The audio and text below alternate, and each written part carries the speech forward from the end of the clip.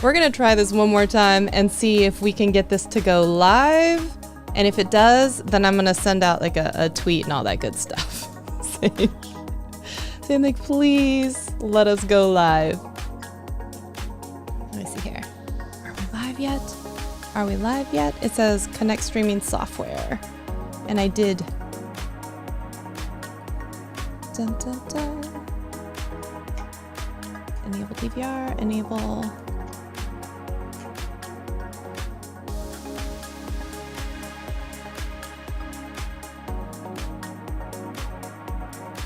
XP activity stream health. No data.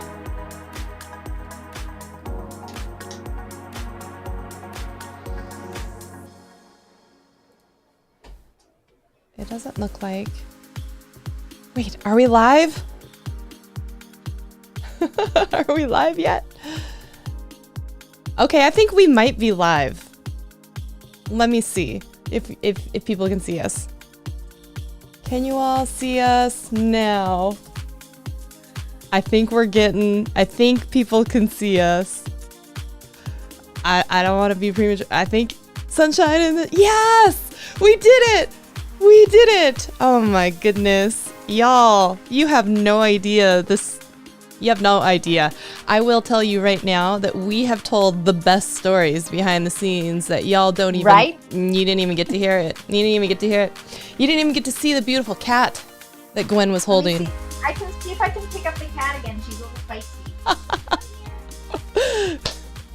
Thank you so much.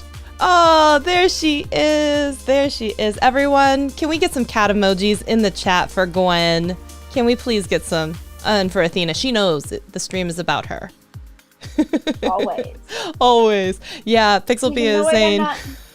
She's annoyed that I'm not sitting down. She likes to sit on me like I'm like Dr. Evil. Yeah, she's totally giving you the eyes. She's totally giving you the eyes. She's going to have to put up with me not, because I need to have activity so I can move my arms and be excited about data.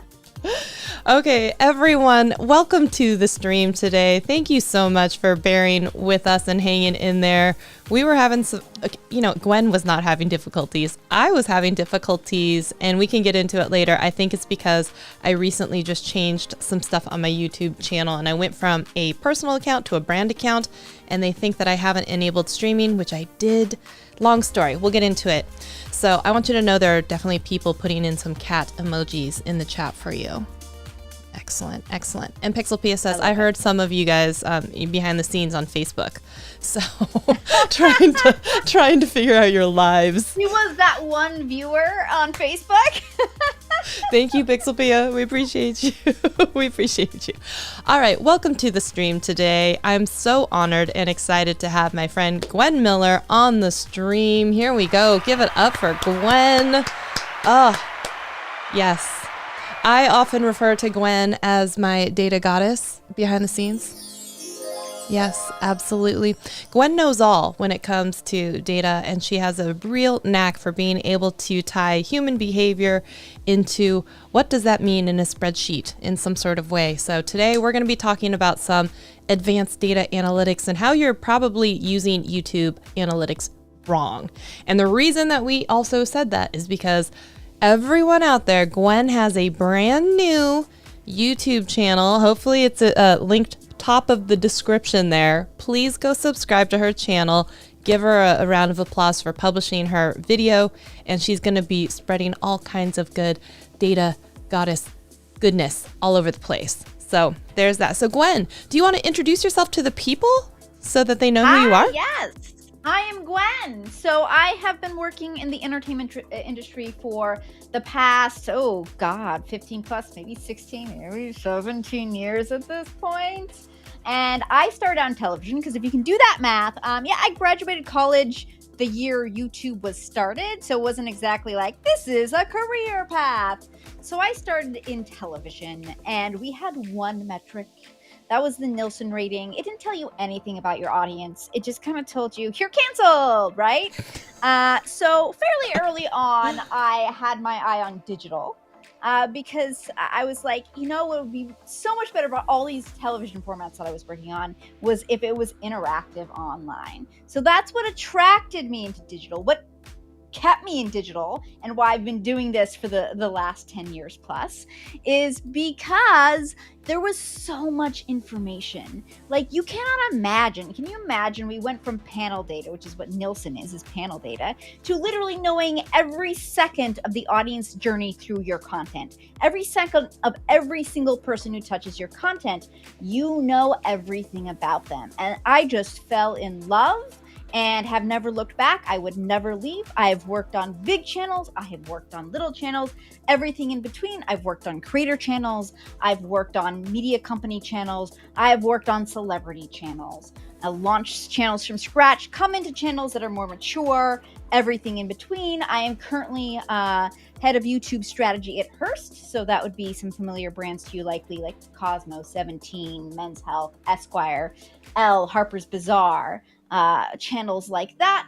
And I get to do this every single day where I just get to geek out with creative people and help them learn more about their audience through their data.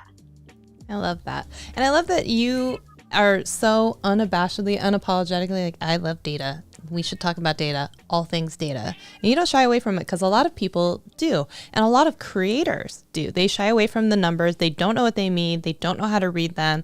And then they have all of these questions about like, why doesn't my audience like this or that? And it's ironic because we're like, the thing that you ran away from, the thing that you refuse to look at or study is probably the thing that will be able to help you with some of those answers, right? Absolutely. And here's what I want to emphasize here, people. There's a reason I say I'm a strategist who uses data. I am not like, I didn't have a data science degree. I don't have a statistics degree. I didn't even take a math class in college, right? I have a TV film degree. I come from a creative background. And the truth is, people get so scared about their YouTube analytics. And I keep saying, you need at best third grade math ability. Like, this is not high level math. It's more about understanding what makes people tick. Yes, is the communication from your audience kind of in code and it's in data form, and that can feel intimidating, but it will teach you simple things and things to look at and what they mean. And once you have the basics, you do not have to be some sort of quote unquote math whiz on this sort of stuff. You just have to understand your audience, and you as a creative person, you as a creator, know your audience by far the best.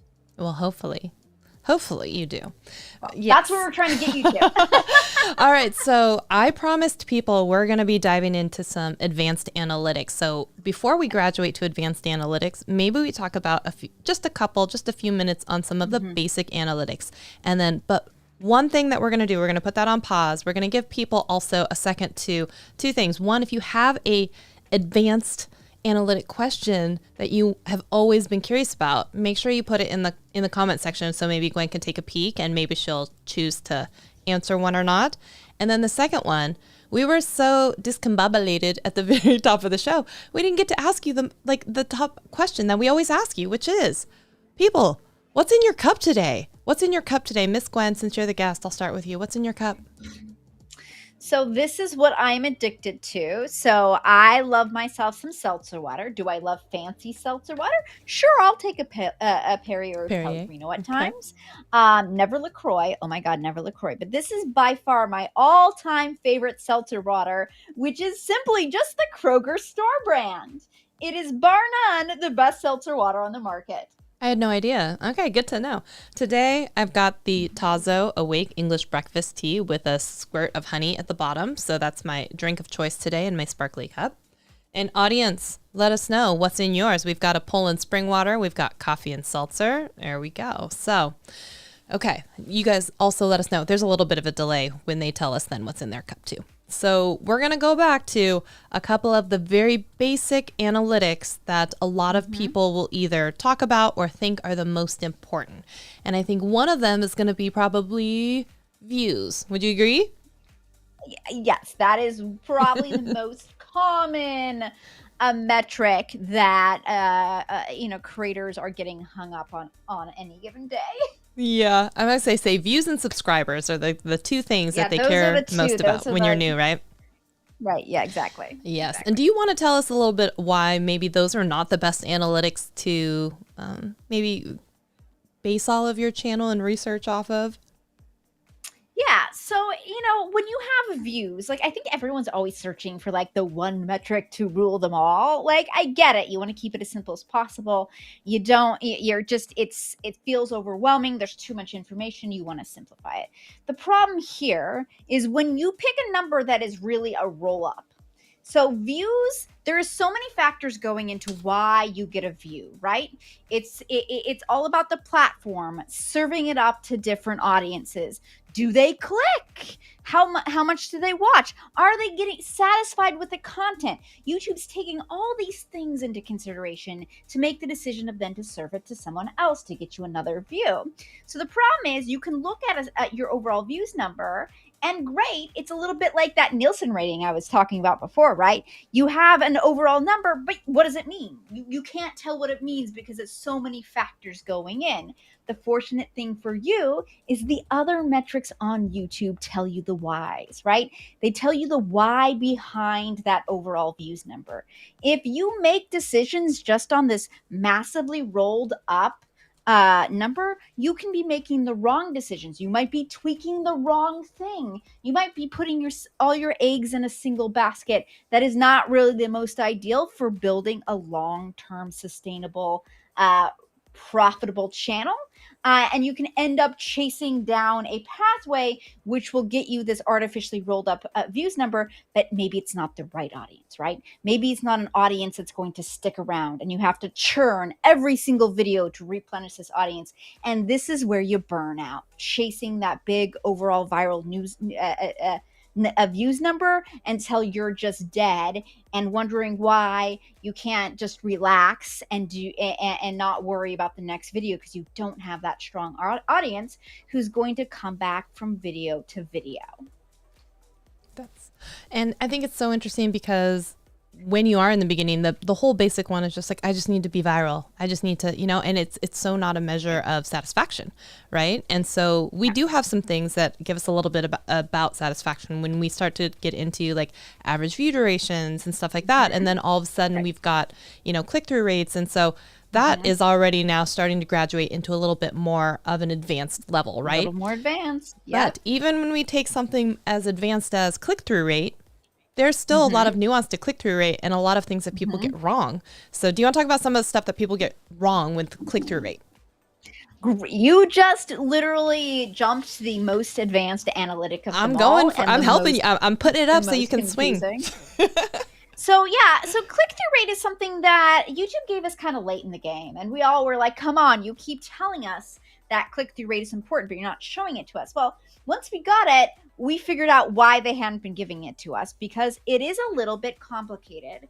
And it makes sense once you think through some of the basics of the click-through rate, right? So when you have a video that goes up, like YouTube is going to show it first to people who've watched your content before. That's their biggest touch point. They don't know anything about the video at that point. Maybe they have your metadata, but they've found out over the years your metadata doesn't really mean anything. So what they have most reliably is that people who viewed your videos before are probably more likely than the average Joe to like your content. So they're going to serve it up to those people and see if they click on it, right? Because they know who you are and they're probably fans of yours because they've watched content before, a higher percentage of those people are going to click, right? So let's say in your first 24 hours, you're getting a 10% click-through rate. 10% of people who see your thumbnail click on it. That's a huge number, by the way. That's really big. You have a really loyal audience. They're clicking on your content. Now, YouTube then sees, oh, okay, these type of people are clicking on it and watching it. So now we're going to extrapolate that out. We know these other people are very similar to these people who've been watching. So we think we're going to try it there next. And then that process repeats, like how many of those click on it? They know they have the similar interests from that original audience, but they're now new viewers. They haven't seen your content before. So the further away you get from like that core, like circle around you, like typically that click-through rate comes down, right? Because less of them are going to click on it. So what this means, and that process is going to continue until YouTube hits a point where they can't find more audiences that are similar that they should be serving it to. And that's when your video kind of caps off. But can you kind of see what kind of dilemma that this puts you in, which is if your video caps off at maybe 2 or 3 tiers removed from your original audience, your click-through rate is going to remain pretty high because it's, they haven't gone so far away from your core audience where you've diluted that core audience's 10% click-through rate. Maybe now you're down to 7% click-through rate. But if the video truly goes viral and it goes to a wide audience and less people every time they widen out the pool are clicking, you can see your viral video, which you're going to look at that and be like, ooh, that performed a lot better, is going to have a much lower click-through rate than that video that just went out to your core audience. The problem here, right, is if you're just like, say you decide my one metric is click-through rate and I'm going to only optimize to that, then you're going to optimize only to low performing videos. They're going to be audience pleasers, which we can talk about later, have a very important part to your content mix. But if that's all you're going to do, you can't come to me later and be like, complain, why, Gwen, am I not growing? Like, you are not widening out that top of the funnel to come in. So that is the basic problem with click-through rate. I have 3 ways.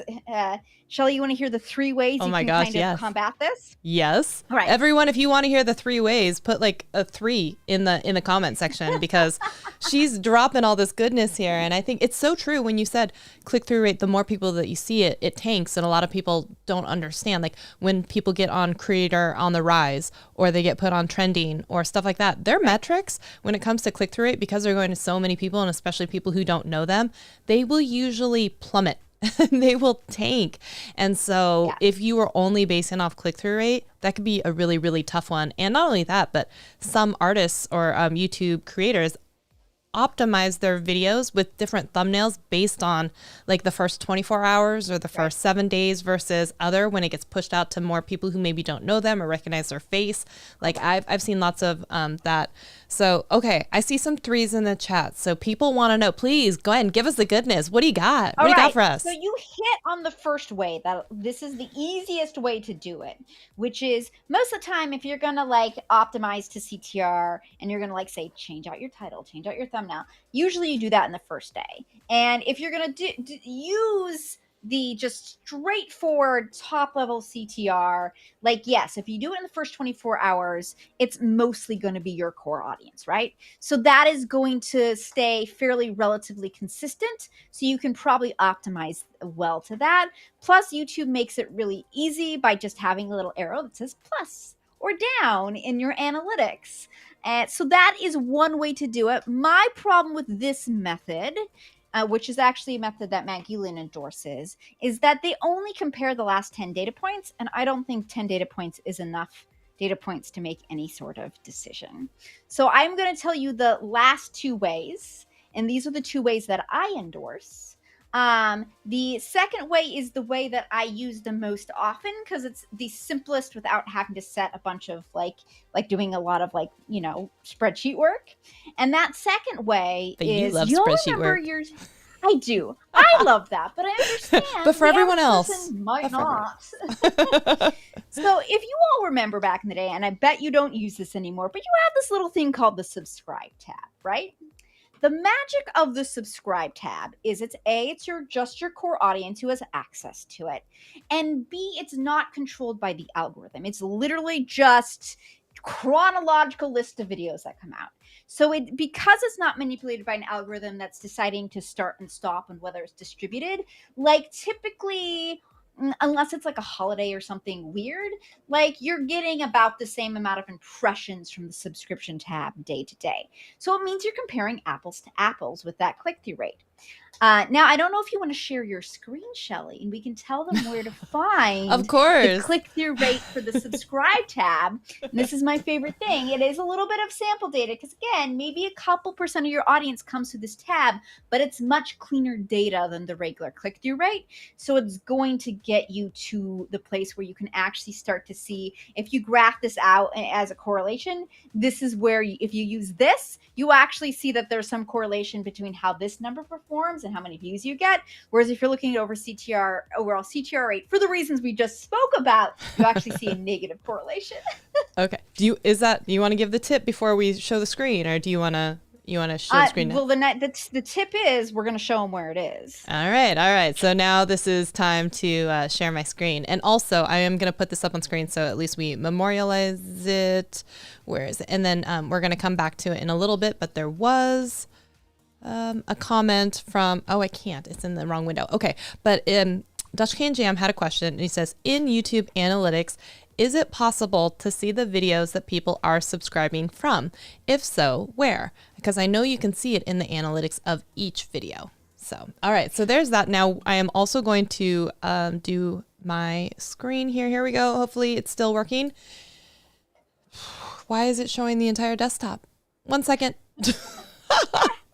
There we go. This figured out at one point. We did. We had everything, all the scenes. It was all like beautiful, y'all. It was looking good. I don't understand why it's showing so much of this stuff. Oh, interesting. But yes, we'll go through the rest of the CTR and then we will circle back to subscribers, which is actually very good because that would probably be the next topic we talk about. I'm sure it would be. All right. So hopefully you guys are seeing the screen. I'm going to see the screen. All right. You tell me where to click and we will click. You are in YouTube Studio and you have clicked on the Analytics tab. Now you're in the Analytics tab. I did. If you go up to the upper right-hand corner, there's this little thing called Advanced Analytics. Oh, see, and that's where people don't click because they're scared.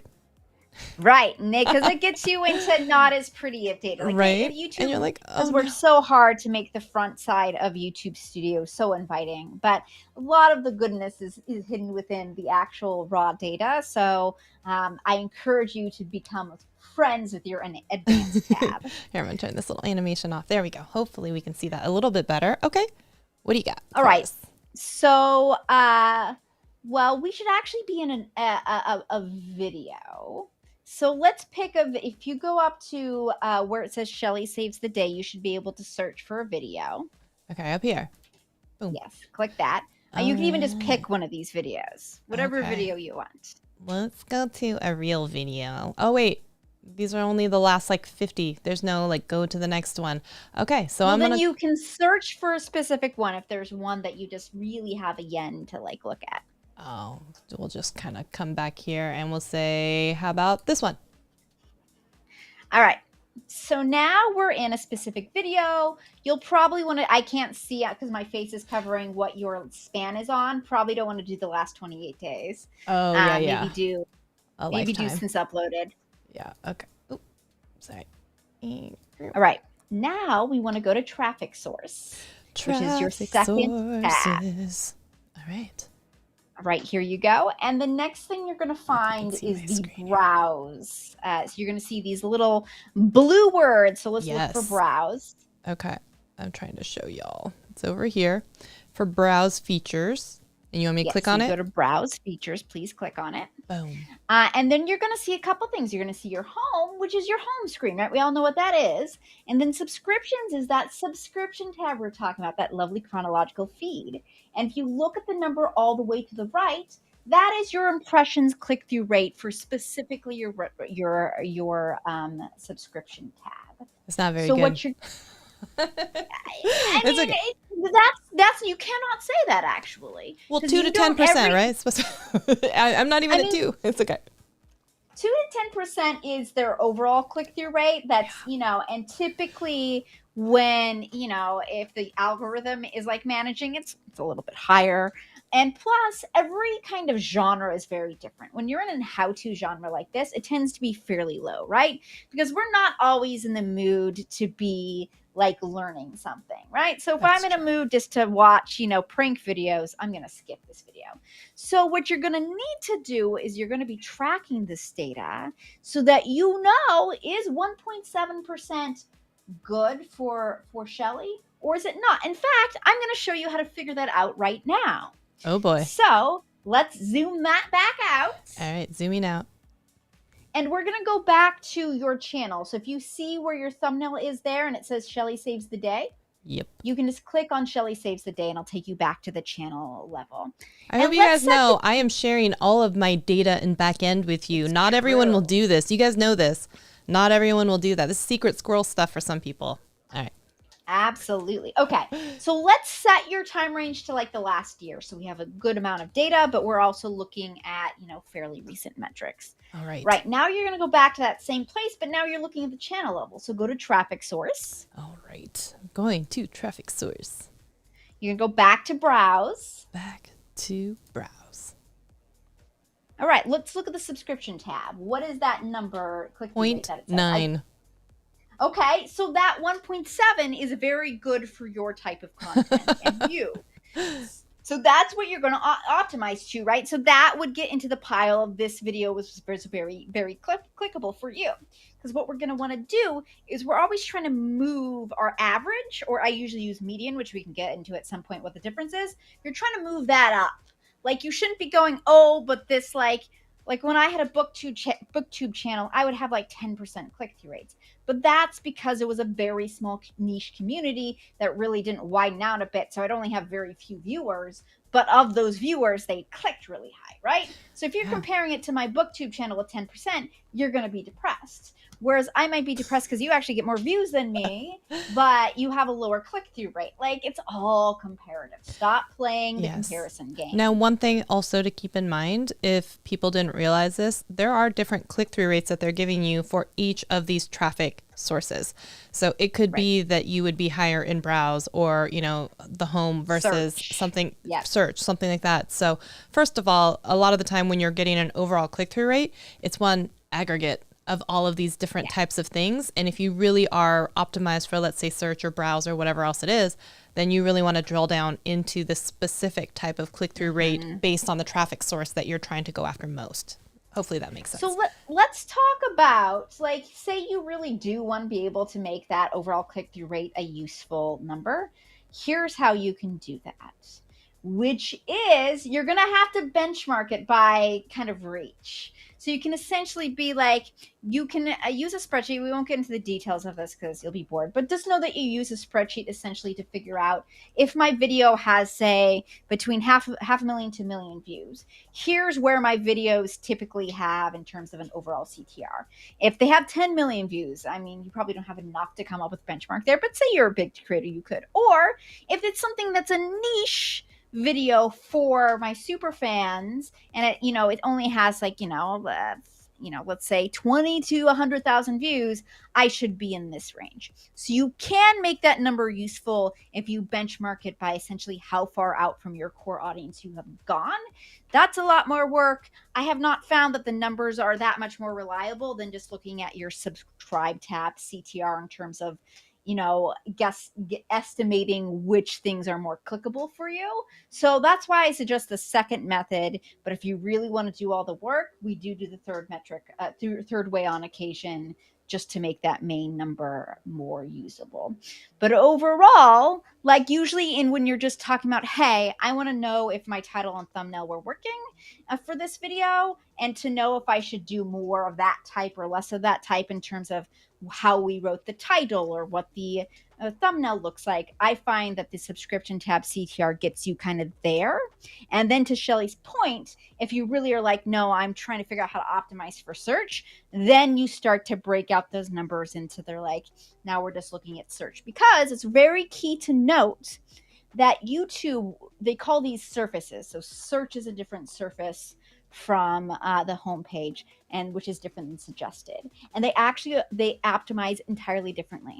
So they are making decisions to show a video to someone else on home based on how it performed on home.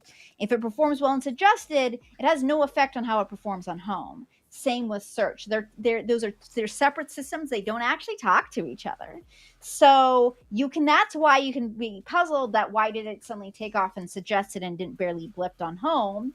It's because for whatever reason, so for example, here's a theoretical and why that might be. So maybe you have a video that if someone is in a fridge tour black hole, like they're very likely to click on as a suggested video based off the topic, and they're going through the topic. But for whatever reason, it's not what you might call in the biz merchandising well, against other thumbnails on the homepage. It's not catchy enough or whatever for the homepage. And so you can see why when it's topic matter specific, you might get more clicks than if it's just one out of, typically you can see anywhere from 8 to 12, thumbnails on your home screen, depending on how big your desktop is, or you're scrolling really fast to your home on a mobile. It's a very different scenario in what's going to be clickable and not clickable. So one thing here, as just pointing out, we've got a couple different metrics that are happening. Even though the impressions are somewhat similar, you have more than double, let's say, the impression click-through rate for home versus, let's say, subscription tabs, as well as the average view duration is quite different from people who are coming to the homepage. It's much longer than the people who are subscribed. So if I was looking at this, what kind of data would this be telling you? Because I think it's an interesting story. So it's because this is not always the case. Like there is definitely audiences where the subscribers, are much better than home in terms of a click-through rate. But what this is telling me is what is usually true, which is YouTube's better than you are at finding your correct audience. So they are finding the right people who want to watch a lot, and oftentimes subscribers, like especially with this type of content, we do what I call virtue subscribing. We want to be that person who's going to, like, this year I'm going to kick off my YouTube channel. It's going to be really strong. So then you go in and you subscribe to all these, tips and tricks, how-to channels on making awesome YouTube content. But then when the day comes and you're on YouTube, you don't actually click on it. Because you're like, actually, what I want to be watching is this stupid video over here. Vice versa, you might be someone who, has never, up until that day, hadn't thought about doing YouTube, but now you've gone down the rabbit hole. You've been searching for this content, and you start watching one video, and then hey, Shelly's video pops up in suggested videos, right? And then you're clicking on that, and suddenly YouTube knows you're interested in watching this content right now. So then they're going to start serving that up to the person, even though they hadn't self-selected into the content by hitting the subscribe button. They self-selected in by starting to watch the content, right? Yeah. So you can see, like, this is a how-to audience. It is not one that every single person who subscribed is going to click a lot in, but YouTube is pretty good because they figured out you and your audience at using the homepage and suggested videos to get this out to the right people who are ready for it in this very moment. So when I read this, one of the ways that I interpret this is I don't necessarily need to make videos that most appeal to my subscribers, because my subscribers aren't necessarily watching, or if they do, they don't watch as long, and they don't click into the videos. And if you look at, let's say, my analytics, it's like 5% from subscribers and 95% from people not subscribed. So for me, it's kind of like, wow, you do all these things, and then you think that the subscribers, by getting more subscribers, you're going to have people who are going to watch longer and click your videos. But this is kind of showing, no, they're not necessarily that. So this kind of comes back to the point of subscribers is not one of those metrics that you necessarily need to have that much importance on, because even their behavior on the channel or in the videos themselves, and it could be different, for whatever, but for your channel and anyone else's channel. But this is just an interesting way to look at it, because you think that your subscribers should be watching longer, clicking more, and it's not necessarily the case here in this. Yeah, and it's true. Like, I will, if you stick around long enough watching my content and talking to me, I rarely use anything to do with subscribers. I only use this because it's the single place on the platform where the algorithm isn't messing its little fingers in. But there is, they do have new returning and new viewer metrics, which are much better than looking at subscribers. Oh my God, they're so much more predictive.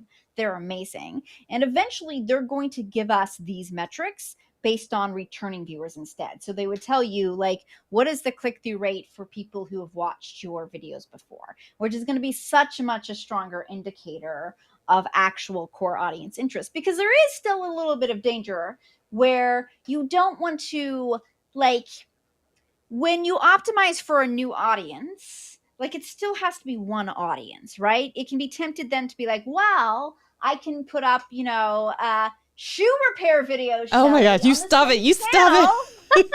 that I'm putting up, like, you know, an editing tutorial. Yep. Like, man, that's probably not going to get, because what are you doing? You're confusing that algorithm. Right. Because then they're going to be like, oh, people loved Shelly's shoe repair video.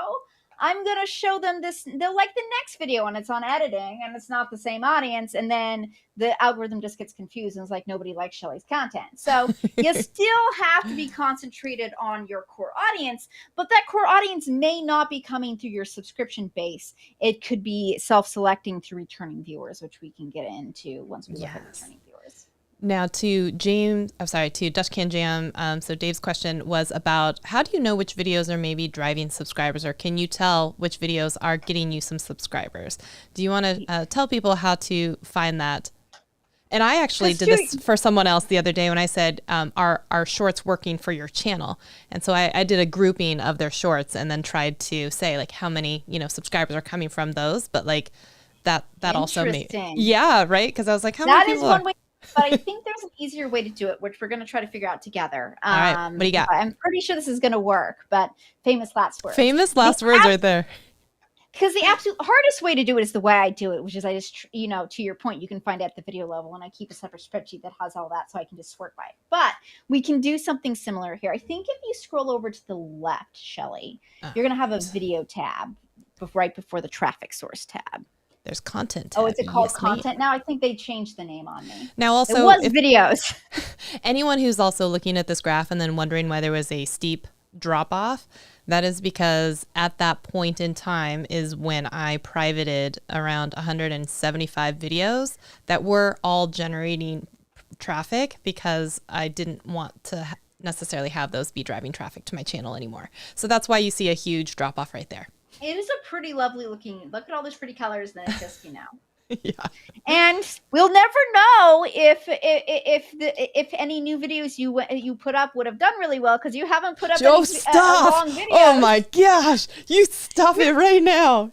You're gonna regret asking me on. I'm just gonna roast you the entire time. That's okay. No, it's great. It's great. Okay, so let's see if we can get this to work. Go ahead and go click the little plus arrow right there in the middle, if you can see that. It's a blue plus. Okay. Yes. Okay, now I can't, this is pretty small for me, so there should be a subscribers gained here someplace. Okay, it's in the upper right, in the second column to the right. Yes, ma'am. See where you have subscribers gained. Okay, so now we have subscribers gained. Can you sort that? I can, just by, it's descending or ascending order. Yes. Yes. So and then you just sort it by ascending, and then you would set the time period to when you're interested. Like, maybe I want to look at my videos from the last year and see which ones got me the most subscribers. And voila, you have a list of which videos got the most subscribers. So here on this one, I don't know if you guys can see this exactly, but it says, I gained 310 subscribers from a video that I did about InShot as a video editor on a phone. So there's that. I don't know how to make it bigger and scroll over there, but yeah, so there's that one. And the impression click-through rate on that one is 8.3% with an average view duration of 1 minute and 45 seconds. So there you go on that one. Yep. And it goes all the way down to, I was going to say, this is the top 50, but you would have to export to view up to 500 videos, because then you would want to do that, because you could also see maybe which ones are losing you subscribers, right? Yeah, so you could also add that column. And I encourage you to, again, look at those as separate metrics rather than the roll up of like net subscribers, because then it tells you where your problem is, right? Because you could have the exact same number of net subscribers, but you could have two different problems, right? Yes. If you got to that net subscribers because you just didn't gain enough like new subscribers, that's a marketing problem, right? That's a problem of getting in front of new viewers. However, if you had that exact same net number, but it was because you actually like lost a lot of viewers, like you actually were pretty good at getting new people in, they just like shoveled out the other end, that's an entirely different problem. That typically indicates that that video you're looking at right then may have been different than the rest of your content because you got a lot of new eyeballs in, but the people who were there were like, hell no, this is not for me anymore, and they left. Not for me. And so you correct. So you can see why those are two different problems that you're tackled totally differently. So you kind of have to look at them as two different separate metrics. Perfect.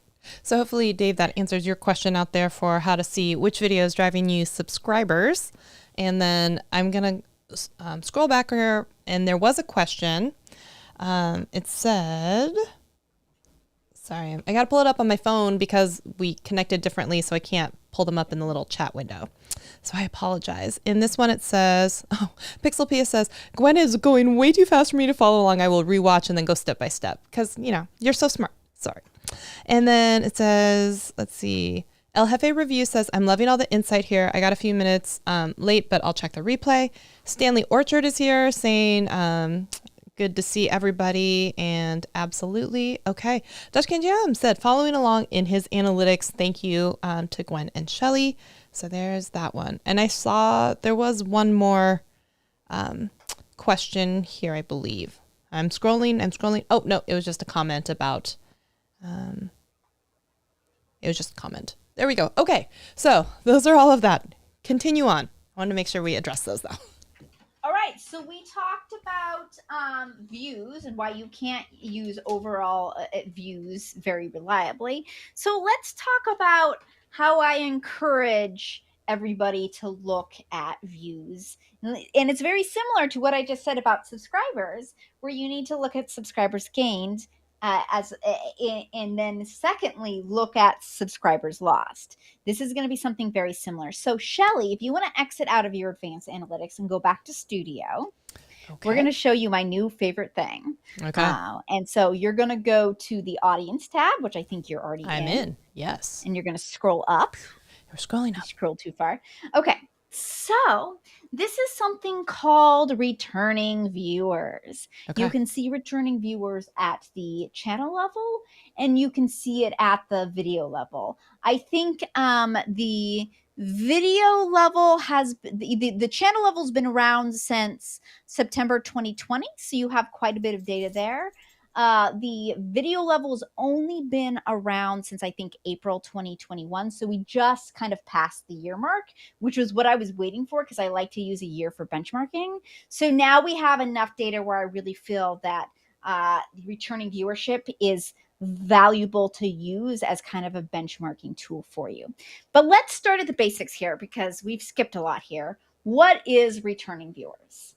So this is a metric that essentially says, how many unique people, so this is not like a view, right? So one person could watch your video multiple times. Maybe they got distracted and went and grabbed a snack, and like they came back and found your video again and watched more. That's 2 views, right? But 1 viewer. So when you say unique viewers, that means we're what's called deduplicating. So if we're looking at let's look at unique viewers in the last week. If someone watched multiple times in a week, they're still only counted as 1 unique viewer, right? So even in a certain day, you might have more views than you have unique viewers.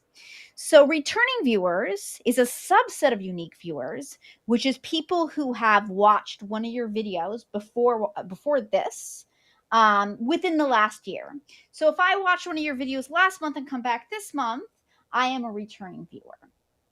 As opposed to another term that they use quite a bit, which is new viewer.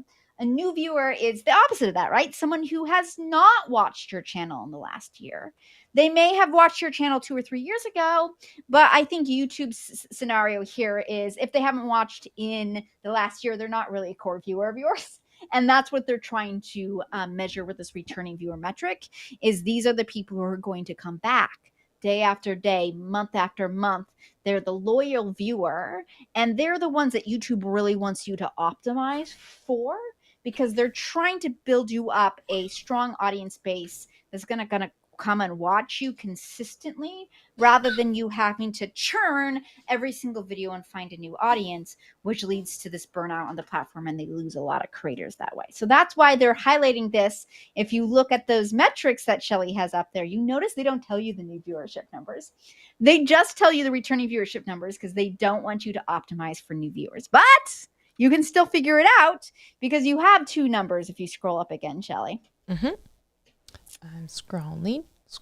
So you see they give you unique viewers, right? And they give returning viewers. And if you think unique viewers are made up of two groups, new viewers and returning viewers, here comes your third grade math. You can just subtract those returning viewers out of your unique viewers and you're going to get your new viewers. Because I do believe, while I do agree with YouTube, that the number one thing you should be optimizing for is this dedicated returning audience. You still have to know what sort of videos are really good at getting you new viewers in while still keeping your core audience happy. Because if you're not putting at least a couple of those up every month and you're not growing, you can't be like, oh, I'm not growing. Well, you're not doing anything to grow. So it is important to know what puppies are doing. And puppies and kitties' knowledge of YouTube analytics is far superior to mine and Shelly's. Yeah. Coop doesn't like anything that I do. So he's a pretty good audience indicator. So there's that. And Athena she's just holding you to a higher standard. She expects you to be on her level. Right? She really is all about work all the time. She likes hanging. This is her area, the office. So if I take too many days off in a row, she sits in here and yells at me because she's like, we haven't had a meeting. Yeah, you should be. Exactly. Someone has to work so that I can get the catnip. So exactly, she's got expensive taste in cat food. Let's put it that way. Oh, I'm sure she's a fancy feast girl. Yes, exactly. Yeah, exactly. Okay, we have a question from the audience from Pixelpia, and she is going to be asking you about, I'm going to bring you back up here. It says, can you tell us a little bit about average percentage viewed versus watch time? Oh, good. Okay, so let's identify multiple things here. We have watch time, we have average percentage viewed, and average view duration. Yes. So watch time is essentially, so like, let's say I'm watching one of Shelly's 10-minute videos. I get through 5 minutes of that video, right? So I have now contributed 5 minutes to Shelly's overall watch time for that video. And I have watched 50% of the video. So that 5 minutes is my watch time, which is something called average view duration. And the 50% is how far I got through the video, right? So that all rolls up, right? To then 100 other people also watch 5 minutes. And that all adds up to that overall, watch time number. I don't like the metric. It doesn't make sense to anybody. You look at that and be like, 5 times 100, that's 500 watch minutes. Like, it's hard to visualize, right? I much prefer average view duration. So essentially it's taking everyone's 5 minutes and then taking the average of it, which would also be 5 minutes if everyone watched 5 minutes. But you can see if they had varying lengths, it would kind of come out in the middle. That is much easier to visualize, right? Oh, of my 10-minute video, people watched about 5 minutes of it, right? Or you can look at that another way and be like, oh, they got through 50% of my video. Now, this is always a funny one because my friend who runs product for home and discovery at YouTube always gets asked the question, which is the metric you should be favoring, average view percentage or average view duration? Because if you had one that was more important, you'd have an entirely different strategy, right? If you decided that average view percentage viewed, how far they got in the video was more important, then you'd want to make shorter videos because they would get further through them typically. But if you decided that average view duration is your preferred metric, you would then want to make longer videos because with longer videos, it's easier to get them further through the video and have a longer average view duration. And what he's going to tell you is they are both important. Yeah. So you want to have both those numbers be good, right? So if you're tracking your data and you know what is typical for average view percentage and average view duration, how he's explained it to me is you would prefer to have both of them be decent than to have one be like amazingly out of this world and one be really bad, because YouTube's going to look at that and think of it as all bad essentially. So you want to be looking for that sweet medium of how long of a video can you make and still get them through a significant portion of the video.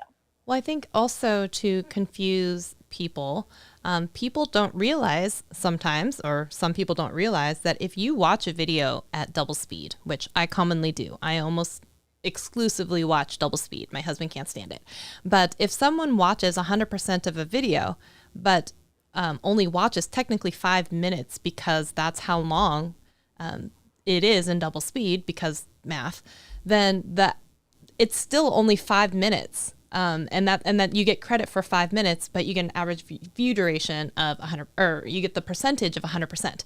So some people also have to realize that the time and the speed at which people watch your videos also messes with that number. So you have someone like me always watching 1.5, 1.75, or 2 double speed. I can finish a lot more videos, so I can get the average view percentage towards the end, but you're still only getting half the time in minutes watched. And the other thing that really confuses people is this is an average. And, and to remember, everyone who's reviewing your grade school math, right? An average is you add up all the numbers and divide it by the total number of numbers you had, and it gives you an average. So that 5 minutes or that 50% is an average. People look at the number and they say, oh, people all dropped off at the 5-minute mark, which is absolutely not true. That does not mean that there is something magic at the 5-minute mark. It's an average. So that could be gotten to several ways. Maybe, some people dropped off at 1:30 and another big group of people dropped off at 9. And it just, because of the number of people who did each, that average came down to 5, right? If you really want to know what points your video is losing people, you got to look at the retention graph. You cannot look at the AVP and AVD. The AVP and AVD are only useful in comparison with each other. So if like for example, we know for 6-minute videos, and this has actually been provided from YouTube. This is data that I can give you, that 6-minute videos, you should have about 50%, AVP, right? So, and that all came from Todd I can never say his last name. That came from he actually Todd. provided an average view duration or percentage that's for people on varying lengths. Correct. Yeah. So we know, so you can kind of then judge yourself, okay, this was good for that or not good. But if you're suddenly being like, well, I want to get that to 90%, you can't. It's an average. Like, you're never going to get people through 100%, every single person who watches your video through 100% of your content. Someone's going to have the doorbell ring at minute 1 and they're going to need to go answer. There's going to be reasons why they drop off early. So that like the best average percentage view that I've ever heard are like Mr. Beast, who gets like 70%. Yeah. Well, and another thing to also keep in mind is that the retention graph and everything looks different for different types of content, tutorial versus other. And I remember we had talked about that before with Dane, where YouTube had actually said that quite a long time ago, where if you have something that's more tutorial based, you may not always have people get to the very end because it's something that they just need as long as it takes for them to have their thing solved or to do the thing. And then if you have something that's more like some sort of epic story, then you see a retention graph that looks like a ski slope at the end. They make it to the end because they want to know, did he get the girl? Did they get off the mountain? Did they whatever? And so like those retention graphs have a different average look as well, just based on the type of content that they are. And in fact, I do have that image. I'm going to drop it on the screen here for just a second. So if anyone out there really wants to see this image, then you'll know what we were talking about with Todd B. Here, I'm gonna drop it on here. You can see it. So if your video length is screenshot this. This is from someone at YouTube. Okay, so if your video length is 3 minutes, then if you can get to 82%, right? So this is that information. Well, I mean, I would look at that median. The median. Yes. You want the median because that top 10% of videos is like, that's, not all of us are making Mr. Beast type of content at the edge of your seat, right? If you have a how-to channel, you're not hitting 82% on a 3-minute video. Like, you should be using those medians as a benchmark. And if you have a type of content where you can get there, great for you. But if you hold yourself to that standard with how-to content, you're going to be really sad. That's going to be tough. But what you said about retention graphs is very true, which is always why I say there's nothing to learn from a single retention graph. you just look at one of your retention graphs and that's it, you cannot tell anything about it. You can only tell things from your retention graph after you've just looked at a bunch of your retention graphs. Because to Shelly's point, you're going to start to figure out what your pattern is, what it typically looks like. And then when you know that, you'll start to see the anomalies where you're like, oh, like typically my tail, like what we call the tail, which is like the ending, which usually kind of trails off. Usually it's really bad, but with this specific video, it actually is really good. What did I do here that made that difference? Or like I typically have really great intro retention and this really sucked. What was it? Maybe it was my audio that day was just a little off, and people tend to leave when they have a hard time hearing. Like you're going to start to get the feeling of, oh, one time of seeing something happen, like, one time when I, like I scratched my ear, people laughed. That's just an anomaly. But that happens over and over again. You can think, okay, my audience has a problem with ears. I mean, usually it's the other way around, where we have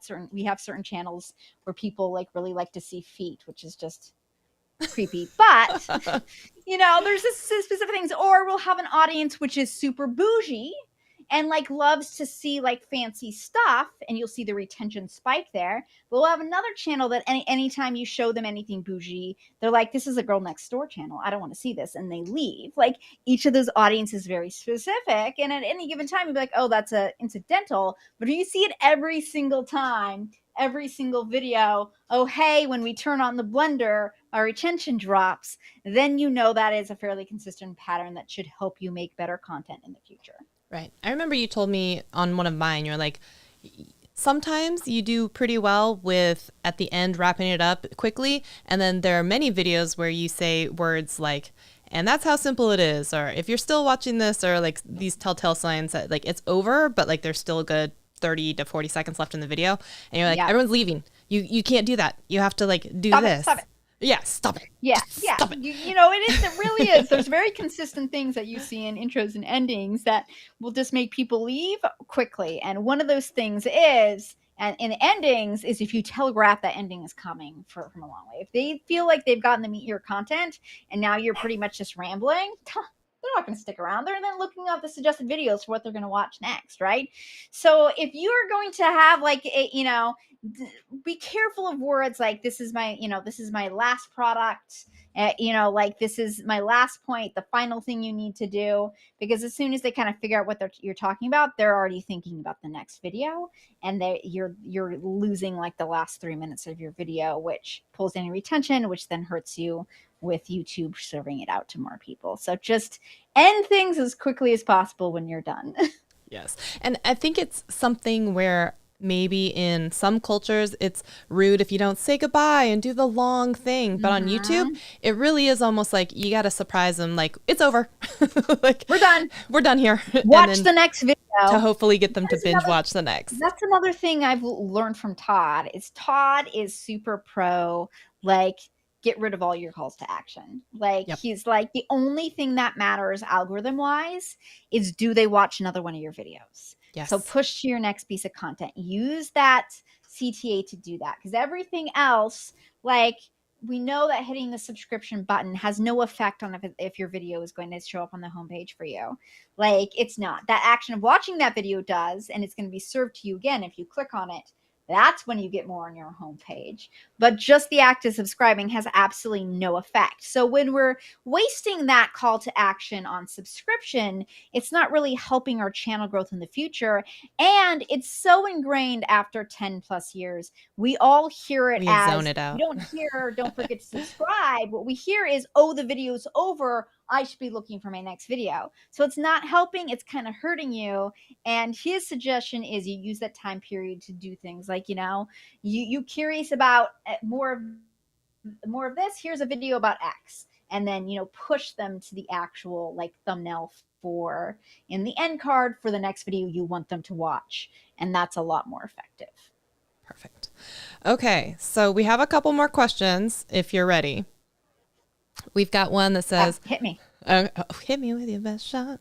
Okay, we have one that says, Gwen, can you explain to us, the analytics newbies, how can we find trends among videos when it comes to finding the length of videos that you should make? And what I mean is, how do I find if videos are at an ideal length? Is there a way to look at retention graph for more videos at the same time? So there's a lot of info there. So, yeah, is there a way doing the retention graph part? Like literally, that's just like usually with retention graphs, I like to like reserve some time on Friday afternoons, and I'm just looking at my retention graphs every single week, and that is just time. It's like practicing an instrument, right? It just takes time to learn about your retention graphs, but for the other part of your question, there is a way to start looking at your performance, like what is your typical video length. Now this does require that you well, let's do the easy way first, and then like, oh no, we'll talk about the spreadsheet. Okay. So you could, similarly to how, remember when we did the subscription tab CTR, we looked at the video level and saw video tab CTR, and then we went back and saw at the channel level what our average is, right? You could do that same thing for like video length for average view duration. So you could be like, okay, a typical video gives this much average view duration for me, this much AVP, average percentage viewed, and you'll have a little bit of benchmarks to kind of play around with, and you can start to see. Now, if you really want to do it right, though, you would keep a simple spreadsheet where you would keep for every single video, you would write down, you would write down the length, you'd write down the average view duration and the average percentage viewed, and then probably your returning viewers and your new viewers. Or if you want to make it simple right now, you could do your overall views. I'll let you do overall views. So then with that spreadsheet, what you can do, and maybe you go back to like at least maybe 25 videos, 50 videos, maybe you do a year worth of content, whatever works for you. And you can start to see, is there a length of video that tends to get you more views, right? In that spreadsheet, you have all the data in front of you, which is something that YouTube doesn't always lay out nicely for you. And you can start to see at what length. You can make a graph that will do this for you, right? Where it's going to show you for each length. And that's something you can Google. We won't do that here because you're really going to start to glaze over. But you can start to see, hey, my sweet spot in getting views is typically around like 8 minutes, 9 minutes, 10 minutes. Now, there are some other factors you should think about when you're making these decisions. We know that overall on the platform, and I have data tools that will look at this on like which lengths tend to get better performance on the platform. Right now, that number is between 10 and 16 minutes, tends to be the sweet spot for the platform, but this is very genre specific, right? So it might be different from you, but if that gives you a nice little benchmark, it tends to be longer, does better, and it's so ingrained in the audiences at this point. If you do shorter content, oftentimes you're like, this wasn't long enough. Hey, Shelly, why isn't this longer? So 10 to 16, have that in your head. The other thing to remember is you get mid-rolls if you get over 8 minutes. And that could be very key for you if you want to, make a living off of this, right? So I'm so curious that you have that long time frame because of the push that has been happening for short form content. Yeah. Yeah, but you cannot earn almost any money off the short form content. So going from 7 minutes and 59 seconds to 8 minutes will 3x your revenue. Right. Because you went from having like one pre-roll to then maybe you're serving up 3 or 4 ads in that entire video. So you're getting literally 3x the revenue, right? So that's the key there. On the more ads that you put in, how much is that sweet spot you think where people will allow? Well, one, it's a difficult process because just because you can put in additional mid-roll ads doesn't always mean that it will happen, because YouTube has to find partners and such, and then they put them in. And then the other thing is there has to be a balance between how many ads people will sit through, and then if they get so frustrated that they leave your channel as well. Have you had any data on that? The good news is you don't get to make that decision. You can typically we just let YouTube make the decision of where to put in put in the advertisements, because you letting the algorithm, it's usually smarter than we are, but some people don't like that because they like to strategically place them. But we have to realize is just because you place an ad does not mean that YouTube will play the ad. Yes, it could be for inventory fill, but what YouTube cares about more is they know each viewer's behavior and they know how tolerant of ads they are. And they're not going to give them more ads than they're willing to sit through. They have it to what they call impact zero, where like this they will serve the amount of ads which will have zero impact on how much watch time they spend on the platform. And once they've figured out what that number is for you, it's going to stay the same, which does mean that certain audiences are more valuable than other audiences. Some of that is because advertisers will pay more or less for certain audiences, but a lot of it actually has to do with the tolerance of certain types of audiences to sit through ads. So like gaming audiences, teenage boys are the worst. They do not like to sit through ads. They hit click, they skip everything. They have little patience, they leave. So YouTube doesn't serve as many ads to those audiences. Lifestyle audiences, you get a 25 plus woman, half the reason they're on the platform is to see what the influencer is wearing and click the link to buy. So they're much more likely to watch the ads because they love like watching ads. They want to see what the cool thing is that, that hopefully if YouTube's doing their job right, that they've matched very well the ad to the audience that's playing there. So you see, that is one of the reasons that like a lot of time when I'm working with a 25 plus female lifestyle audience, they're so immensely profitable compared to like a teenage gaming audience. It's not just because advertisers are like, yeah, moms make 70% of the purchasing decisions, so that has a very big impact on it as well. A lot of it's just is they're not hitting that skip button, and YouTube knows they can serve them 8 ads in a 15-minute video and they're going to be happy about it, right?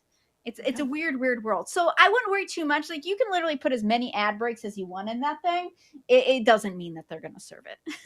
And that's actually something I went to a conference and someone talked about that, and they said that they will place a mid-roll every like minute or every 90 seconds. They're like, we know that they won't serve that many, but I want the opportunity as many as possible to try and be served. And they were just like, yeah. So there is one thing that it seems like a lot of work to me. That's why I let YouTube do it. They're going to put in as exact amount that the audience is going to watch. And I don't have to sit there manual placing 15 ads in a 15-minute video. Right? Yeah. Now, you had mentioned something in your brand new video on your brand new YouTube channel. So anyone who's watching, Gwen is going to be diving more into advanced analytics on her YouTube channel. She has her first video out, so claps and congrats for that. But make sure you go out and subscribe. It's the first link in the down bar in the description below. But you talked a little bit about something about balancing uploads across different types of buckets. Do you want to talk about that just a little bit? Because I think some people should hear that and could be confused by that. Right. Okay. First of all, we're going to make a social contract here. If you go and click and subscribe on my channel and watch my video, I need your help because I am a geek. I am a data person who does not do production. So I need a lot of help on my production stuff. So watch it. And if you have recommendations on like what I should be doing with my lighting or my mic situation, please let me know because I am fumbling around. I have worked so long on other people's YouTube channels. I don't know how to do it myself. So I'm counting on you all to help me. Yes. But yeah, let's talk about one of my favorite topics, which is balancing your upload schedules. And this is really, really key here, people, because a lot of people, again, just come to me and be like, I just want to make as many viral videos as I can. And these are, 1 out of 1,000 of those becomes Mr. Beast because he's just so hyper focused on audience. But most people just end up following that down the path to ruin because they don't realize that there is different things that you're trying to do with your YouTube channel to build a strong, sustainable audience that don't all have to do with having a really, ephemeral amount of views. If you do that, a lot of these channels end up dying because they start doing the same format, just like every single episode is the same format. And for a while, that gets them even more views because as we know, the more focused you are, the easier it is for people to say, oh, I liked that video. I'm going to like this video. But guess what happens? They're not going to watch that same format for 15 years on the end. At a certain point, they burn out on it and on your channel. So you need to have what I call a balanced upload schedule. You need to have formats there that are their purpose is to get in those new viewers. So these are the things that maybe are splashier, but also maybe they're just things that people are more familiar with. When they see your thumbnail, they have a lot of decisions to make. They have to be like, does this person look interesting? Does this topic look interesting? Does this title look interesting? So if it's a topic they already know, so maybe they know, gosh, I love fridge tours. I love seeing strangers' fridges. I don't really care who you are. I just want to see your fridge. Well, that's a good entry point for them, right? They already have the comfort level that they know they'll like the format. The only risk they're taking is on you. So that is one less decision point they have to make. They click on that video and they watch it, and yep, it's a fridge tour. They're comfortable with this format. They feel the warm fuzzies, but then they fall in love with your personality. Then they're going to go to the rest of your channel and find some more of your unique stuff. So this is why I'm always like, on YouTube, you got to play the community game. You've got to be part of the community, using the language of the community, and oftentimes doing some of these formats, which don't make you stand out per se, but are an inroad into your content for the more unique stuff.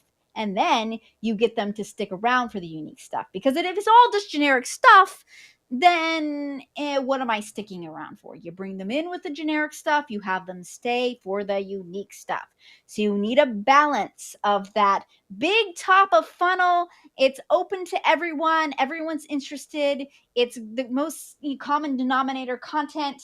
And then you can have the stuff that is more niche and is more like, this is a cool format that only I do. And that's what's going to keep people there long term, right? All right.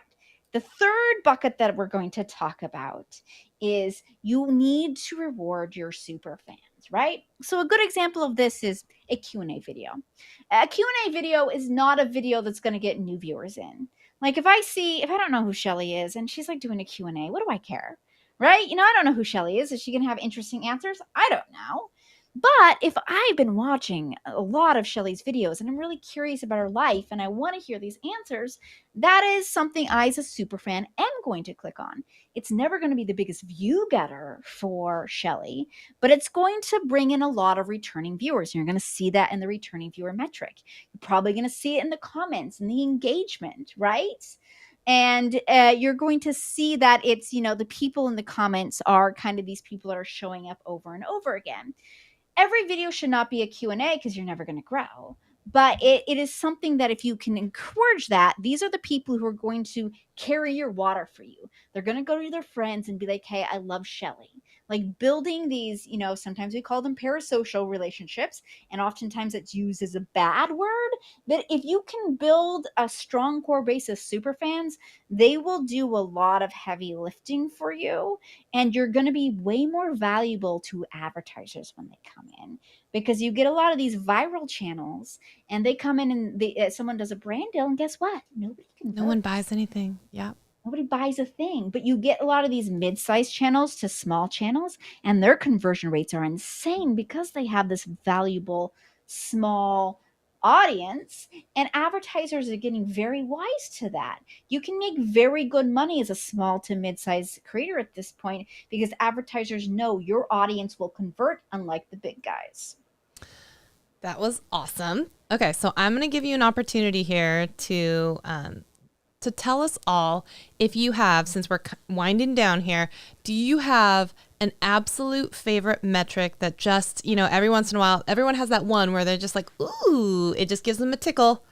Do you have a favorite metric that you love to look at or analyze on people's channels, or have some correlation between behavior and what you see?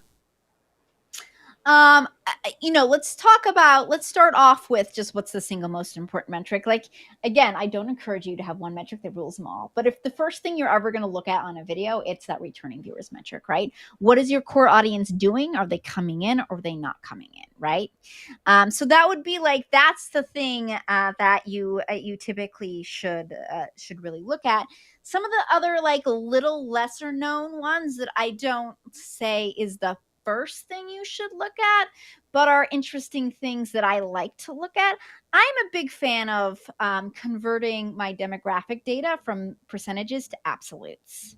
And this is because, you know, here is why we have the mythos that all women want to watch is beauty tutorials and like, you know, like DIY videos, right? It's because men don't watch that content. So by default, it's a majority female audience, right?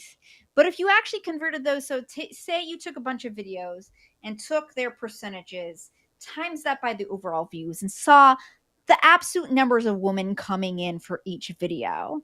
When I do this, it's really fascinating because you start to see that, yeah, women do like themselves some beauty content, but they're equally watching some of this other type of content. Like they are also watching quite a bit of like science videos or these other things. It's just because men are equally as interested in that, like it drowns out the female interest in it. So I really like to say, like for my content, I'm like, if I know that my core audience is female 25 to 34, I don't care what the men are doing. Like, I don't care if there's a little extra men coming in because it's a little bit more gender neutral. I just care what the women are doing. So I'll make them into absolute numbers so then I can rank it of like, okay, which of these videos did the woman like the most, regardless, no matter what the men are doing, right? Like, we got to stop comparing demographics to the absence of whatever the other demographics are. We should absolutely know, like if I'm looking at women 25 to 34, like it doesn't matter what men 18 to 24 are doing. It doesn't matter what women 65 plus are doing. I am just going to look at the numbers for women 25 to 34 to make my decisions for that audience. That's Again, spoken like a true digital strategist who has got a very specific target demographic in mind. Correct. That they're going after. And again, that's not something that I would say that you may ever do or need to do. That's just one of my pet things that I like to go into a channel and break that down so that we get rid of a lot of these gender politics that get played because of percentages. That's awesome. You know, what's so funny is my channel has always been majority men. Always. Okay, Gwen, we did go over, especially because of the kerfuffle at the beginning, whatever. So I'm sure there are other questions that are still unanswered. So we're going to have time for you to come back and we'll do a round 2. Yes. Or maybe we'll just make it some sort of series. We'll just have to have you on more often. It'll just be a thing. You guys will have to comment below if you want Gwen to come on more often and have that be a thing. Also, make sure that you go subscribe to her brand new YouTube channel. She does have one video out already, so please leave her feedback. I believe I saw Luis in the comment section saying that he'd be happy to talk with you about lighting and camera gear and all that good stuff because he's a whiz at that. So yes, you have someone going over there being like, yes, I will help you, Gwen. I will help you. So Gwen, do you have any parting words that you want to say to all of the people out there watching? So this was an advanced analytics, kind of session. I know there was a ton of information kind of thrown at you. And what I want to encourage you is to not get intimidated by it. Like I said, like I'm entirely self-taught. Nobody taught me this. I just spent time in my analytics and I love it. So that helps. Like it helps to actually like it. But, if you're just not afraid of it and you like carve out a little time every single week to just be like, I'm going to go into my analytics with no preconceived like agenda. I'm not going to be trying to prove anything. I'm just going to kind of browse, see what speaks to me. Like you are going to learn so much and it's like exercise, right? You're not going to get like the 6-pack the first time you exercise.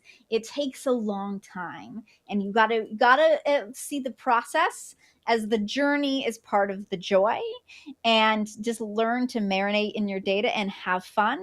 And then you're going to look up one day and realize you know a shit ton about your audience. Yeah, it's true. That's how it works, right? Where it's always like, let me look at one metric and then like, oh, what's this graph do? Or, oh, what happens when I put a couple of these videos together? Or what is this, like that information, it's out there.